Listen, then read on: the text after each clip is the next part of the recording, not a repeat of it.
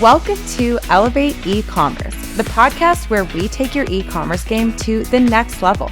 I'm your host, Mayana Rose, and together we'll dive into the latest strategies in Amazon and omnichannel advertising, explore the future of e-commerce, and chat with fascinating industry experts on everything from A to Z in the e-commerce world. Tune in for practical tips, transformative success stories, and inspiration to elevate your business to new heights.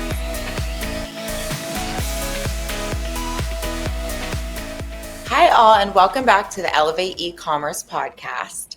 Today, it's my pleasure to have one of our clients on from a company called LiqrAid.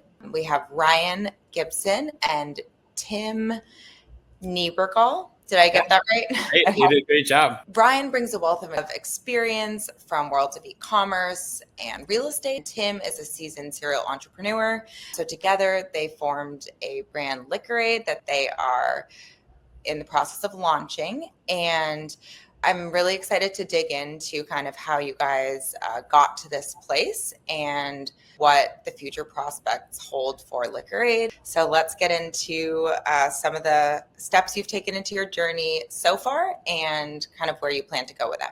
I'll pass it over to you guys and you can tell me a little bit about both of yourselves and your backgrounds and your brand story. Yeah, sure. I guess I'll start. I'm Ryan. So I grew up in Lake Geneva, Wisconsin.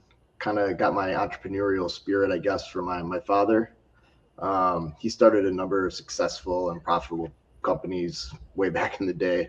And him being like a psychologist, most of these e-commerce websites centered around mental health. A lot of them were continuing education for mental health professionals, where like a psychologist or a therapist needed a certain amount of credits every couple of years to keep their license to practice. So we would sell those courses. So we always wanted to help professionals help others, and working and growing with those companies kind of instilled with me the desire to create and innovate, kind of build my own companies, whether that be the real estate company or this new product. Yeah, and I want to say thank you for having us. I am Tim. I started my first business when I was 18. Exited that when I was 27. Since I've owned a bevy of businesses, including a Wi-Fi company, custom suit company, a bunch of tanning salons, invested in a bunch of restaurants and stuff. But this is my actual first product that we've produced. And it is a much different animal than anything else that we've ever done in the past. It's been exciting. It's been fun. And it's been a huge learning curve that I even had someone reach out to me the other day on Instagram, and they were like, "Oh, I'm thinking about starting a product. What would you do? What would you not do?" And I said, "You need to call me," because the list of would do's and would not do's is so long. But also at the same time, I talked to Ryan through everything the other day, and everything that we've gone through, I wouldn't change a thing, because now getting us to where we're at now, I know that we're at a good place, and I'm happy with where we're at. I'm happy with where we ended with our pricing. I'm happy with the product and everything. That if we just would have gone to the place where we ended up at, I don't know if I would have appreciated much or known that we were in a good place as we are right now. Yeah, definitely going to walk the road. A really great point. Well, I think that to that point, it's like, call me. Well, hopefully this podcast can offer some insights to people. Sure, we won't go through the entire list of do's and don'ts, but can you guys tell me, I found it a really fun story. So can you tell me a little bit about how you even just came up with the idea for LiqrAid? Sure, yeah. So we were bringing other liquid flavor enhancers out with us just to drink to bars. Our friends were always using it in their cocktails. We'd be at weddings, and people would come up to us, grab it, put in their own drinks, and everybody would be like, "Oh, this is a great idea. We love doing this." And I was at a bar with Tim, and I'm like, "Well, let's just make our own." And he's like, "Okay, it's a good idea, but we need to build it around going out, taking it out on a night taking it out on a night out, instead of just being a regular put it in your water type liquid flavor enhancer." I'm like, "Well, you're absolutely right." And then he came up with the name LiqrAid, and it kind of went from there. Yeah, I think that with that, we were out and we were like, we kept having people come up to us with either saying, wow, that's a great idea. I never thought of that. And we were like, you know what? Well, why don't we make something to make people think of that? There's a lot of other liquid flavor enhancers out there, but nobody targets people to take it out on the go and drink with it. So that's where a big part of like our ingredients and everything we put into, we put a lot of thought into the stuff that kind of correlates with going out and drinking, the antioxidants, the electrolytes, the B vitamins. And that's such a big part of what created LiqrAid. And we went through a bunch of different names, and we thought to begin with, okay, let's do this. This is cool. And then we were like, all right, magic monk drops or this or that. And we're going to do something with monk fruit. And we went through a lot of different variations of stuff. But then when the name LiqrAid hit, it was like, that's it. That's it. It aids your liquor. It goes perfectly along with it. And that's really when the brand took off for us, where we were like, this is something that we really need to do. Because me and Ryan both have busy lives, and we can't just go and invest all of this money and all of this time into something unless we really believe in it. And we really believe this is an untouched space, and it's a product that fulfills a need, and it's really good. So that doesn't hurt. I'm so excited to try it. I know my package is waiting for me. It's such a fun brand story, especially to come up with something that you actually have a need for. And I imagine helps with some of the hangover stuff, considering some of the ingredients you guys chose. We make no plans. Yeah, which for me is very key to drinking. So you guys shared with me some of the key challenges and decisions in launching your product. Can you walk me and our audience through some of the steps you had to take and obstacles you navigated to bring this particular vision to life? Sure. Yeah, it's been a long process. And we, for the most part, went all over the world trying to figure this out and get it done and see who could manufacture the product, and not to mention our custom bottle that we had designed and is patent pending, actually. So we started off in California, where we were looking for some sort of drink company that could create this for us. So they created the base and got these flavors, as Tim can attest to. They were okay. We were trying to rush things to be ready for his wedding, because we had 300 people there, and I know he wanted to get everything tested there. Yeah, we were looking for a lot of feedback when it came to the wedding. We were like, hey, we have 300 people in one spot that we know that could give us feedback. This is great. Let's go ahead and rush it and go through and do that. And the flavors that we got back from there were good. They weren't great. They weren't great. So we were onto something, but we knew that we weren't all the way there. So then we realized, well, okay, so we can't do our custom bottle in the U.S. It's just going to be way too expensive, or at least that's what we thought. And same with the manufacturing and all that. We couldn't get close to our dollar point that we wanted to be at for manufacturing. So then we contacted some different factories in China and was trying to find someone out there that could make our dream come alive here with the custom bottle and do all the filling all in one location. And so one of our Chinese brokers out there got us in touch, and we ended up flying out to China. And Tim, you can tell more of the story there, but it's yeah. I mean, we spent a week out in China, and they wined and dined us. They wanted to take us to every meal. They wanted to do all that stuff. They picked us up in a party bus. I mean, it was an experience, and it was fun. It was cool. It was a good thing to do, and I'm happy we did it. Yeah. But with going through and doing that, we also realized that it's not all about the bottom dollar when it comes to it, because we obtained the price point that we were looking for with going through and going out to China, but through developing the custom bottle, our flavors, realizing the different cultures, and they didn't really understand our product in China. No, they don't drink.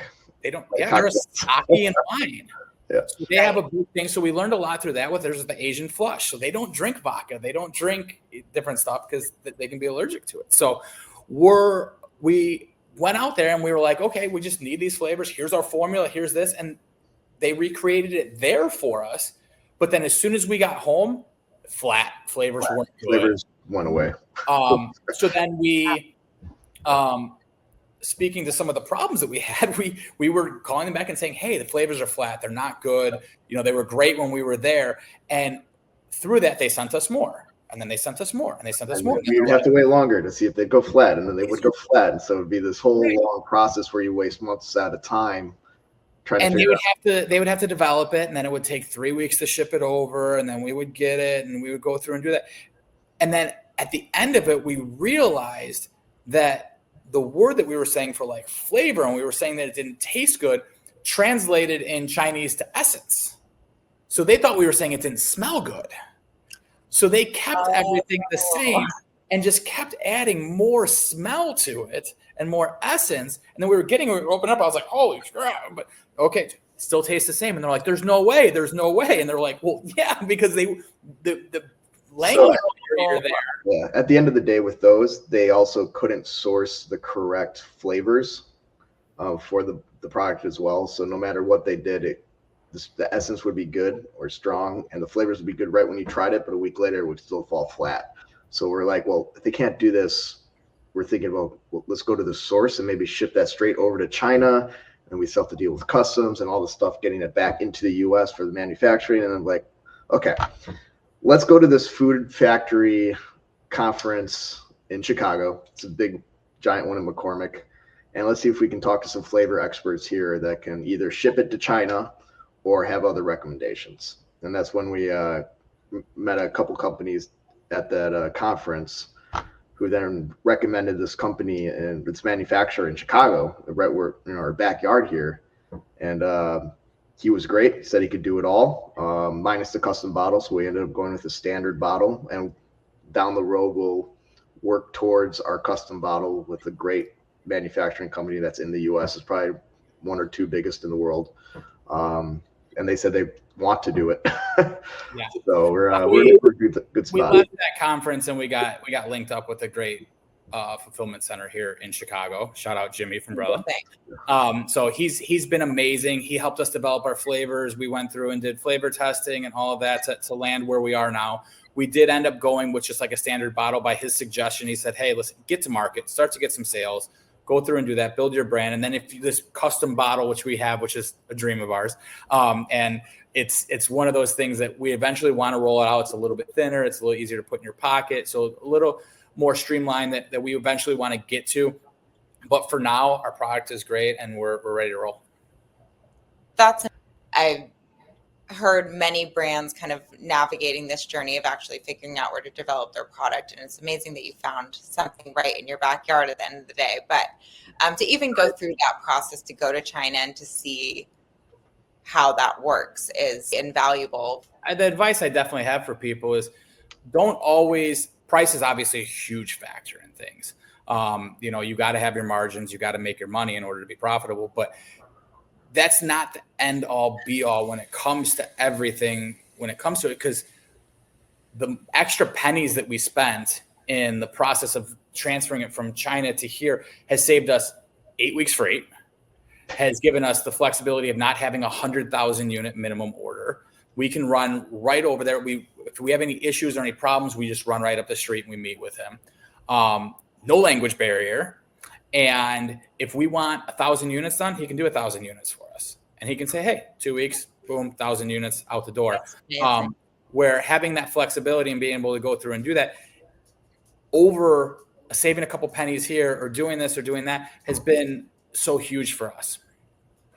Absolutely. Definitely. And especially in the coming, landscape with potential tariffs and all, it's like kind of in a safe space. So absolutely. And you know what, as you scale, there's obviously gonna be an opportunity for us to save more money here. So as we get larger and as we ramp up our sales more, there's definitely been an opportunity for us to go back and work and cut margins and do this and do that. But like getting out there, proving your concept, and at the end of the day, knowing that the product that you put out on the shelf is a great product is the most important thing. You could have the lowest cost item at your cost that you could go and put out there, but if the product's not good, even if you sell one, you're not going to get those reorders. And especially in such a low price point item that we have, our retail is $5.99. We depend on repeat orders. We depend on building customers. We depend on customer loyalty. It's not a one-time sale thing. We want someone to buy it and then come back next month, come back the month after and purchase again from us. Yeah, you have to definitely build that customer trust, especially when you're launching something brand new. So I'm curious, what are your primary advertising strategies, especially in such a competitive market? What are your plans moving forward? Yeah, so Tim always calls it the three-headed monster. So we hired our social media content person who does a great job, and she posts mainly on Instagram just to keep our brand out there and up to date. And then we hired a Meta company that does just ads for Facebook and Instagram. So we'll have that company running that. And then we hired Eva to do our TikTok management. So with our TikTok shop, our TikTok content, or collate our influencers, and do all that good stuff. Yeah, what we really view it as is Meta is our slow and steady, right? That's the thing that we're going to build our business off of, that we're going to get our customer list. We get so much data from Meta and able to correlate our customer list and remarket back to them and kind of go through and do all that. But that's going to be our slow and steady. We're going to build our consistent customer base with that. Where TikTok comes into play, and it's a whole new world these days. TikTok, I feel like, is something that could just give us a boom. You get that video, you get those influencers that go out there, and you get one video that gets shared and goes out. You can get a big influx of sales and a big influx of brand awareness just off of one video. Where with Instagram and Facebook, you're not going to get, you can put together a funny video or a bunch of friends share it with each other, or you can put together some other type of content. But you're really just going to see the people that it's targeted to, or the ad money that you're dumping into it, where TikTok kind of has a sporadic but broad reach, and you don't know which direction it can go. But if it's getting shared and you're getting more eyes on it, we don't care what direction it goes, as long as we're getting our name out there. And with TikTok, it's instant conversion. You shop a post. So every content piece you make is a shopping experience as well. Oh, yeah. So it's kind of that unique platform for that, and especially for something fun. So it naturally lends itself to that. I know you guys are working with a brand manager at Eva. So how are they helping you to optimize your launch in the stage that you're at right now? Well, we just started with Eva. We'll, once we get our TikTok shop up and running, actually, I imagine we'll be using a heavy dose of UGC and AI development for ads. I think influencers will be key to reaching a large audience and for explaining what our product actually is and how it's used. And the AI part of it just will be, I think we'll be heavily dependent on it in the future in terms of really breaking out good content fast and getting that out there. Yeah, and we sat down and talked to 7 or 8 different TikTok management companies, and there was a lot of places that just wanted to do campaigns, yeah, where they were like, okay, give us $25,000 and we'll start this campaign, and we'll go through and we'll do this, and we'll run this short period. Where for us, we'd much rather have 100 people with 5,000 followers posting videos as opposed to one person with 500,000 followers. Mm-hmm. And when we met with a lot of companies, Eva really understood that, and the structure that they had to grow with us, mm-hmm. and grow as our company grew really fit us really well, as opposed to a lot of these other places. They just wanted to work with big brands. They said, hey, Coca-Cola, we know what we're doing. We're going to come in here and we're just going to put together this Christmas, campaign for you. And we're going to go through and do it. And we're going to charge you $125,000 and that's it. That didn't fit for us in the stage of the business that we're at. And to really grow together, I don't want to just work with a company for 3 months. It's someone that I want to be involved in, and I want them to be involved with us as we grow. And Eva really showed an interest in doing that and was excited about our product and understood our product, which really helped make the decision easy. Yeah, absolutely. I think that one of the kind of tenements of Eva is that profitable growth model, where you're very much looking at the brand holistically, where your profits and losses are, so that you can actually optimize that ad spend and everything is growing at a pace where you're not over expanding. I love how Eva did that. So I think that's really why I'm excited for you guys and to kind of see where you take it, as well as, omni-channel expansion. And that's just great for brand visibility, more places you're sold. We definitely want to take over a certain We got a portion. niche. We have a niche that we want to fit into, and we want to go through and do that. Where yes, you can use LiqrAid and you can put it in water. My kids do it. We have some friends that go to the gym. Our one friend says that he uses orange in his water every single day. As he's just like going through. But there are a lot of flavor enhancers out there that target that 9 to 5, the runner, the soccer mom. That kind of us with our ingredients and our formulation and how we've kind of built this company is based around taking it out on the go, taking it drinking with you, having fun with it. Whether that's a tailgate, whether that's a boat, whether that's on a party bus, whether it's to a wedding, whatever you want to do. There's so many different ways that LiqrAid just fits in, just easier to use. Where are you guys currently selling, and where do you want to be selling? Sure. Right now it's strictly on the website at LiqrAid.com. I literally was just talking to the manager at Eva about getting our Amazon storefront up and running. So obviously want to be on that. And then we'll also get once our ads start really rolling in like February, we really want to hit the distribution channels in terms of looking at big box stores, Go Grocers, the smaller ones, the liquor stores, the Binnies, and all those places. So we're really going to try hit everything.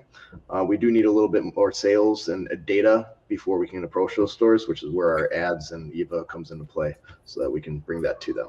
Yeah, we're being strategic with the way that we kind of approach this and go through. And we want to build up our online sales, build up a little bit of a presence, look like a real company online, as we're just getting started. And then as we build up those sales, there are certain places that's obviously just tailor-made for our product, liquor stores, the convenience gas stations that have alcohol in them. So those are going to be a big target for us. We're also going to target a lot of clubs and and bars that serve bottle service. So you order your bottle of vodka, you order your bottle of tequila, and then they always ask you, what do you want for mixers? Oh, mixers, you want orange juice, you want cranberry juice, you want, water soda. So as you go through and do that, Red Bull.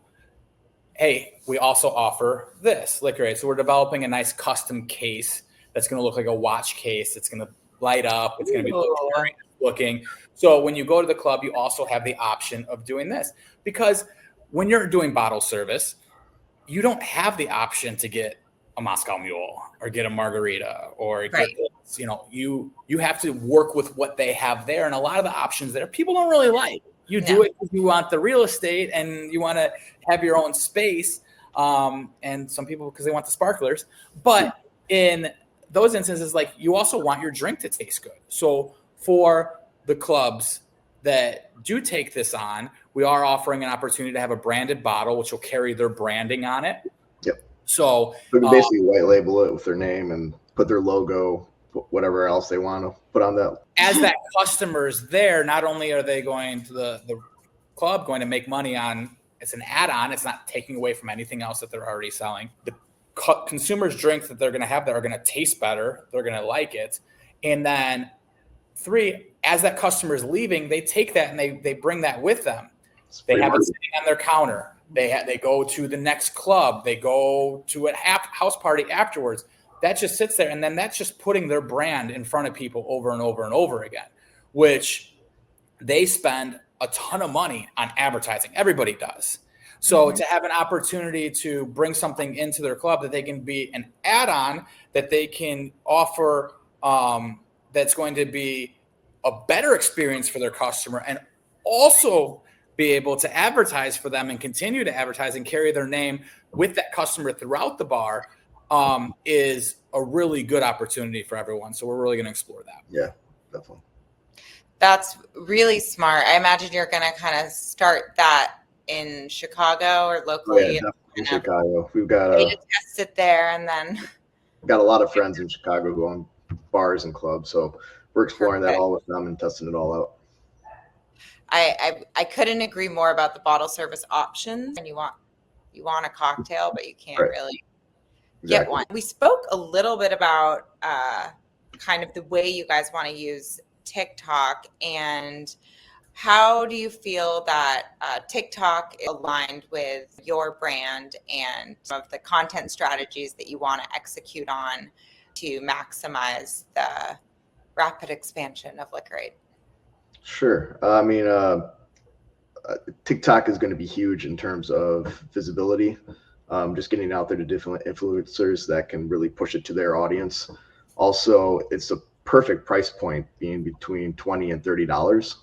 So it's as far as I think, it's a perfect product for TikTok.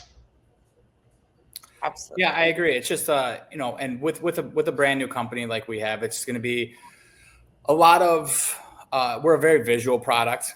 We spent a lot of time and energy and money on making sure that our colors were really cool, that they were very vibrant. Our pink is very vibrant. Our blue is very vibrant. So when you do have it in your drink and you're putting it in, it creates that sense of, what is that? What do you have in there? Because, a lot of times at the bar, you can't order a blue drink or a bright pink drink, right, and go through and do that. So when bringing TikTok into the mix with, it's a very visual, quick, you see them adding it to the cocktail. It's a fun brand. It's someone that's out there drinking, they're having fun, they're doing it, and they have something that looks really cool. And you're going to also have a lot of people that are going to look at this and say, I'm already doing this with another liquid flavor enhancer. Why wouldn't I use something that's specifically made for this and has the ingredients that are made for this? And then you're going to have the whole educational purpose of the people that are going to be like, wow, I never even thought of that. A lot of those people that we ran across. So there's two different kind of the two buckets we put them in. Yeah. It's the people that need to be educated, that say, wow, that's a great idea. I never thought of that. Rather than that being the person just next to us at the bar, we need to use TikTok as an avenue to reach all of those people, because although me and Ryan like going to the bar, we can't go to every single bar every single night. Ryan will give it a good effort, but I've tried. But so that's really where we see TikTok coming in as a really good channel for us to continue to just get our name out there, be a good visual, and educate our product. Yep. Yeah. I was checking out your guys' Instagram, I think it was, and the colors are so vibrant. So I think that's a really fun element to the brand. It transforms your drink. It really does. And in more ways than just the flavor. Like, it's a look, it's a feel. It's just a whole fun brand that we built. So many times you go to a bar and you put that in there, and within 1 minute, someone's asking, what is that? Or we'll be sitting at a high top or at a bar somewhere, and within 10 minutes, 5 different people will come up to and ask us what that is. It's wild how often we get that question. That's amazing. So you guys were saying with the price point, it is between 20 to 34. Is it for a case or for single bottle, or how does it work? For our 5-pack. Our 5-pack. Floors, which is all 5 of our flavors. And each one makes 24 drinks and 8 fluid ounce waters. So 24. That's a lot of drinks. That's great. So it should last somebody a good amount of time. And of course, if they're, big hosters or they drink a lot, or it's a good amount of value. The price per serving when you're doing a bottle that's, if you buy a 5-pack, it's $4.99 for a bottle and you get 24 servings out of it. Yeah, that's good, fair pricing that I think will be really appealing to a lot of customers. One of the big objections that we've had that people said in the beginning, and we love all feedback, good, bad, at all. And someone was like, how are you going to train people to bring LiqrAid out with them before they go out? It's like, it's almost like a training process too. And I appreciated that, because that is a good opinion. But also, 5 years ago when you left the house, did you make sure you had your vape with you? No. But now there are people that do not leave the house unless they have their vape with them. So they're, we want to be involved in that. We're like, keys, wallet, okay, LiqrAid, boom, and you're out the door. So it's definitely not something that we can't overcome. Yeah, I think with women, at least from my experience, like, I don't leave the house without a purse. Very rarely do I leave the house without some kind of bag on me. For a guy, it's and maybe some of the content is geared around training people like, this can be like one more thing that you bring with you, because that's the intention of the size of the bottle. And I imagine when you do get to your custom bottles, that was sort of the intention. That was for the definitely one of the product. intentions. Yeah. For sure. Also, I'll just ask, like, what are your guys' favorite flavors and drinks? Because I'm about to go try it myself, and I'm looking forward to it. And I think for anyone watching who wants to order it and try it out, it's fun. Sure, to I'll hear. give you my favorites really quick. So I hate soda water. Okay. Absolutely can't stand it. But when I had a vodka soda with fruit punch, it's amazing. It's absolutely delicious. But my actual favorite flavor is the Freedom Pop and just a regular vodka water. I don't drink tequila either, though, so take that out of the day. Is the Freedom Pop blue? Correct. If I did a vodka soda, I would put fruit punch in it. Okay. If I just did a vodka water, I would do the Freedom Pop. Okay, good to know. I'm also a vodka water drinker, and I do the vodka water orange first. Freedom Pop is my second favorite. But it really is a testament to how good our flavors are, in the fact that every person that we talk to kind of has a different favorite. Berry has been a very big fan favorite, I think, with tequila drinkers. And our pink lemonade has been a big favorite with girls also. So, if I ranked them, pink lemonade's at the bottom of mine, but then you have a lot of girls that say that pink lemonade's their favorite. So it just really goes to show you that everyone has different tastes. So me and Ryan had really similar tastes in what we like. We both drink vodka waters. And the sweetness of our drinks, me and Ryan are really aligned on. So when we were going through and developing this product, we sat down and I said, hey, if me and you absolutely love all 5 of the flavors and we can't, that might not be good, because there are different people out there that don't have the same taste as us. So that is something that you need to keep in mind, and bringing in multiple voices in the room, multiple people testing it, multiple people that can give your opinion on it, because me and Ryan aren't the same as everybody else. So having that broad range of people, some people saying that one flavor is their favorite and other people saying that another one's their favorite, is really good for us.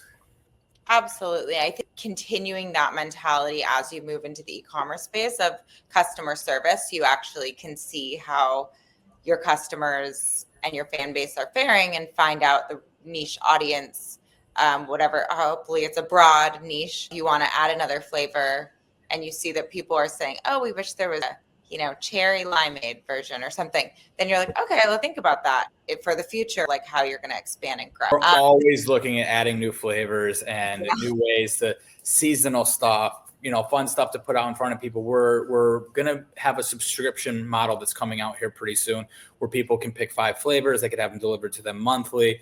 And then we want to offer fun, cool stuff that, like, hey, if you're part of our subscription, you're going to be the first one to get these seasonal flavors or this special flavor that comes out.